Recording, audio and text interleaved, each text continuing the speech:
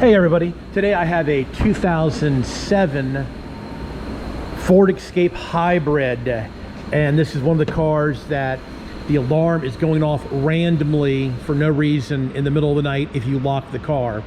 Well, the guy told me that every once in a while that the right rear door ajar light will be lit on the dash. So there's some other videos about this, but they don't go over the hybrid models, so we're going to show you the hybrid models. So if you come into the door and you cut the pink with the blue tracer and the black with the white tracer, those are the two sensors in the door latch. You hook these two wires together, and then that will take and tell the car that the door is shut and will keep the alarm from going off.